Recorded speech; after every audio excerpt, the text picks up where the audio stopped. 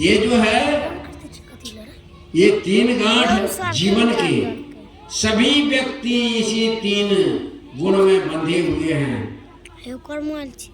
तो स्वामी जी ने उस तीनों गांठ को खोला, अपने जीवन के सूत्र को सुझाला और रजोगुण से ऊपर गया तमोगुण, अर्थात जो क्रोध आता है, ईर्ष्या आती है, घृणा आती है, तमोगुण से है। और सतोगुण जो सत्कर्म भी करते हैं, अच्छे हैं, लेकिन वो सद्गुण है, वो अभिबंधन है। तो ये जीव तीन बंधनों से बंधा हुआ है, रजोगुण से, तमोगुण से, सतोगुण से। ये तीन बंधन के पार आप जाएंगे तो आप स्वस्वरूप का बोध प्राप्त कर लेंगे। कबीर साहब के अनुसार, कबीर साहब के अनुसार तीन गुण को पार करेंगे तो आप भवसागर से पार हो जाएंगे। एक जीवन का सूत्र समझा दिया।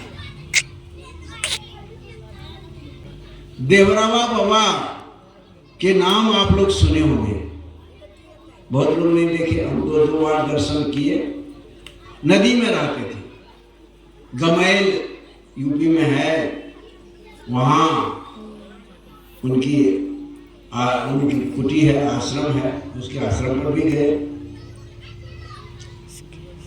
तो जैसे हम लोग जाते थे दर्शन करने के लिए, वो नदी में रहते थे, गंगा जी और कहीं, तो देखता थे कि कबीर पंथी लोग हैं, तो नंगे रहते थे और नौका पर ही रहते थे, ऐसे कोई चीज ढक लेते थे आगे सामने।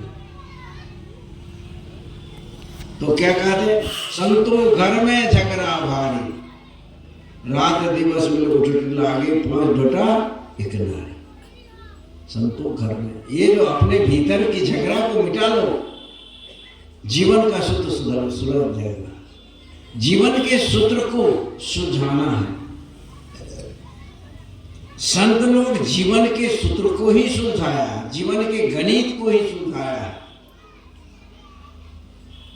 तो चौथे पन निर्भय कानन जाए।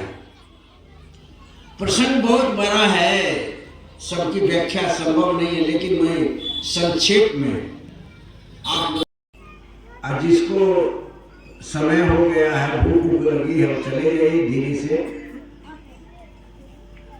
बोलिए सद्गुरु देव की जय। हमारे